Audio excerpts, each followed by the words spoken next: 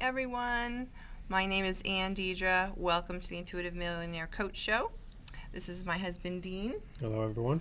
And for all of you that have been following over the past little over a month, I've been working with my on-air client, Michelle. And this is our last session with her tonight. And I'm really looking forward to talking with her. It's been a fantastic journey working with her on the air. Michelle had written to me in August and had let me know that she was watching what she felt was too much television, bless you, and she was feeling very stuck in her life, and really happy to report that her life has had wonderful things come into her life. She's moved into a new place, cleared out her space where she can be creative. She has a new relationship. I'm coming close to calling it a soulmate relationship. And she'll be calling in soon, and we'll be checking in with her today for our last session on the air today. And I will have her on as a guest in the future, along with Dana. If you've been watching the show for a while, I coached with Dana on air in the beginning, starting in September through October, I believe. And I've been working with Michelle since November. And then next week, we're going to be starting with Kelly. And Kelly has written her client profile to me, which is something that I give to all my clients before I start working with them. I do work personally one-on-one as a coach via telephone for people all around the country. And Michelle is just saying that she can't get through. So hold on. Is Joe around? Michelle's having trouble getting through again. So let me see. Do you want me to give you her phone number and see if you can give her a call? I think that's what Joe did last time. What is it? Dean, you want to just... Okay, hang on. How do I pull this up? Okay. Can you get her number from that? Okay, so Michelle's had some trouble calling in on the line, but I'm confident we'll get it to work somehow. But Kelly will be starting next week, and like I said, I work with people all over the country one-on-one doing intuitive coaching. Call it intuitive life purpose coaching. It can include anything about your relationship, your career, your life purpose, or anything that's going on in your life. My ability as an intuitive includes being able to give you information about your life that I'm able to tune into the higher realms, if you want to call them, higher self, spirit. We do have angels all around us. All of these energies carry a frequency, and I'm someone that is able to tune into this frequency and be able to hear information for people. Much like tuning into an FM radio over an AM radio, I'm able to tune in and interpret messages for people, and that's how I do my work. So, again, one thing Joe had said is we could give her a call, and is that so? It's not going through when you call her either? Let me try it, Dean. Okay. This has been happening for a few weeks now, so I'm not too worried about it, except I do hope that we'll be able to talk to her tonight. So let me see what else is going on. Let's see. Coming up, I'm going to be at the Yard Restaurant on January 21st. I'm going to be doing a life purpose and sample DNA activations for people there as readings. I will be one of the readers at the fair. That's going to be put on by Turn to the Stars. And Andrea has a show here on Channel 23 in Manchester. So that's going to be a great event. Again, that's January 21st. I'm also going to be holding a teleclass beginning on January 24th. It's via phone, and it's going to meet every Tuesday for 8 weeks. The name of this teleclass is Extreme Makeover, Intuitive Edition, Accessing Your Life Purpose and Intuition, How That Can Change Your Life. I have a wonderful group that's beginning to sign up, and I'd love for you to find out more about it if you'd like to join me in this groundbreaking class. We're going to help find your gifts, strengths, and talents, do any kind of emotional healing. What's that? What's her name? Michelle. We're going to work together as a group to set powerful intentions. This is a big year, 2012, the year to really let go of anything that doesn't serve us and be able to bring forth our gifts and talents. I've just launched one of my clients' websites. We've just launched her website. All right, ready? It's absolutely beautiful. Yeah, should you get her through?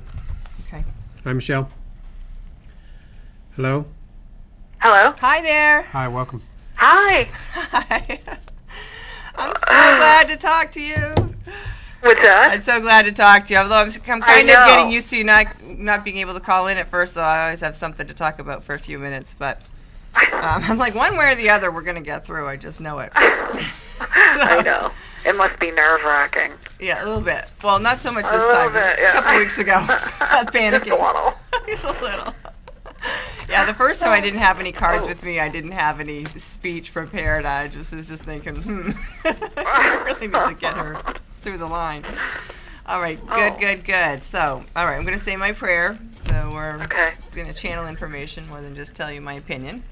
I'm going to call on your higher divine self, my higher divine self. I'm going to ask for the masters of light to be with us. I'm going to ask the highest good to come through, highest and best you ever imagine. Thank you for the protected space and a clear and pure channel from Michelle while we share. Thank you, God. Amen. All right, Amen. so. Wow, so it's been a whirlwind couple of weeks there, girl. It has. It has. Last time we talked, you've does the gone full away. moon affect you? Yes. Yes, Oh my God. I say that without any reservation because I did have an experience very recently, the full moon, was it last weekend? And I did notice feeling much more emotional than I normally do. And then I saw an article about this new moon, and it said, oh, guess what? Your emotional states are going to come up. And I've also been, as an artistic and sensitive person like you are, the moon, the different cycles and phases of the moon, if you will, definitely have been related to how creative I feel. Like the beginning of the new moon, I'll feel like I wrote literally for 4 hours the other day. I'm writing another book, and it's been a really long time since I sat down and wrote nonstop for 4 hours. So I was like, I rode this energy wave, and I just went with it. But then there's other times during the month, depending on where the moon is at, which I've realized that you might want to kind of withdraw and hibernate a little bit, and so that's when, and then you kind of expansive energy, and then kind of pull in. So yes, I think we're all affected by the moon to a certain extent, and once you realize that that's what's happening, and you don't have to think something's necessarily wrong, it reminds me of the days before all the technology and clocks and calendars, and we.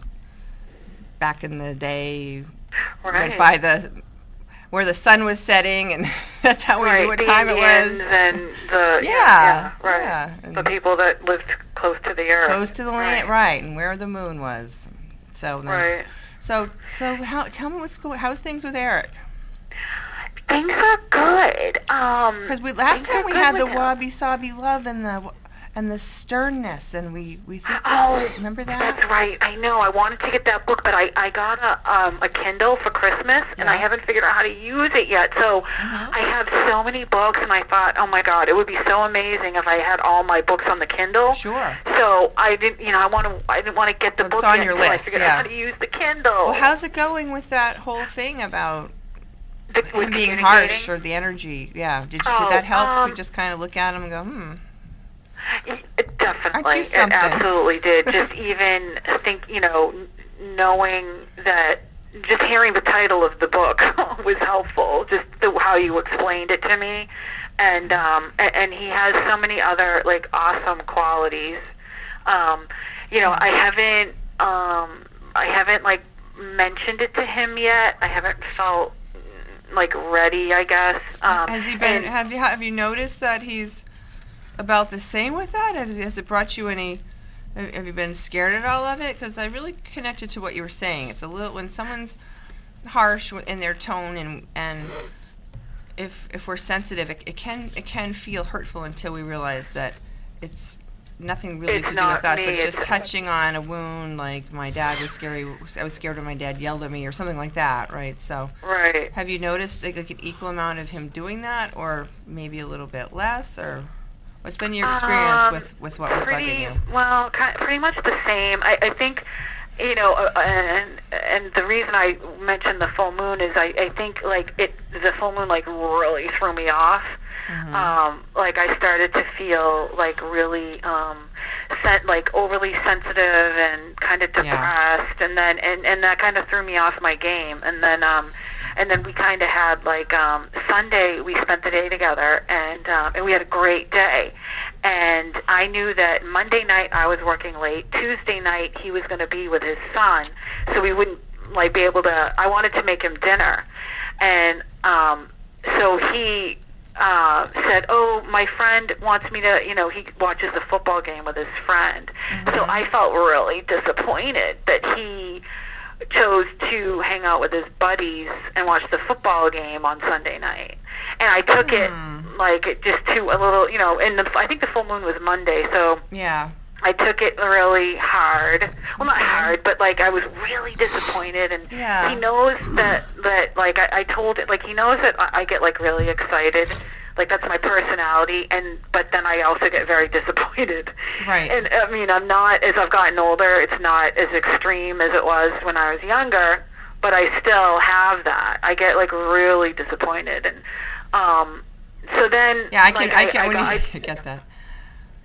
You do? Well, yeah. When you said that, I saw like you going like to the top of the mountain, and it's like then you feel like fall. That's a long way to fall when you get that set up. Exactly right. It's the right. It's the pendulum. Yeah. And I remember like when I was younger, like I was studying Buddhism, and they talked about how it's better to be more even, and I just couldn't get it. I thought, why? Equanimity. I love to be really happy. We gotta talk about that one. I'm telling you, I know that one. Equanimity. I bet you do. Yeah. Yeah. Okay. Yeah, I hear what you're saying. You want to be. It's great to feel ecstatically happy. The key is with the Buddhism, I believe, is you can be in bliss, which I don't know how much happier can you be, but the difference is you don't have an attachment to outcome. That says the Buddha is the root of all suffering. So be happy as you can stand it, but there's a place where you have to start working within to understand that. Thank you, Dean. I've been sharing this in the circle a lot. Equanimity, mental or emotional stability or composure, especially under tension or strain. So very, I had actually a Zen tea bag one time from Yogi Tea that said, "Do not be moved by profit or loss." So if you win the lottery or you're bankrupt, you just have this evenness of temper because you don't have that attachment to outcome. So that's the kicker. Emotional intelligence. Right, exactly. And and I've experienced when I was more, I used to meditate. There was a point in my life where I was, because my personality, like if I really like it, I go like, so I would meditate I was meditating 3 times a day. Me too. And I started to get that non-attachment thing, but it was kind of ironic because the thing that you really wanted, like once I had it, I don't know, it was still okay. I don't know. Sometimes I have a hard time finding the words to express what I want to say, but I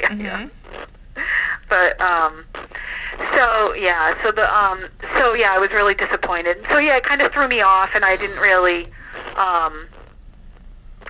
get to focus on that. Did he call you later or text you or what? Because there's. He did, and he's been awesome. Like yesterday, I texted him, "I love you," and he wrote, "I love you more." Aww. And he's really great like that. But a part of me is like, I'm definitely having like trust issues. Like, I know he's not working today, and he's definitely like a really busy guy. Like he keeps himself busy. Mm-hmm. And I thought he was going to be home this afternoon, and I texted him around 4:30, and I said, "What are you doing?" And I haven't heard back from him. And it always seems like it's on Thursdays. Ooh. That, and the reason I remember is because, I remember talking to you about it, and I've kind of noticed. It seems so now. My mind's thinking, is he seeing someone on Thursday? Oh gosh, yeah. I know. Isn't that?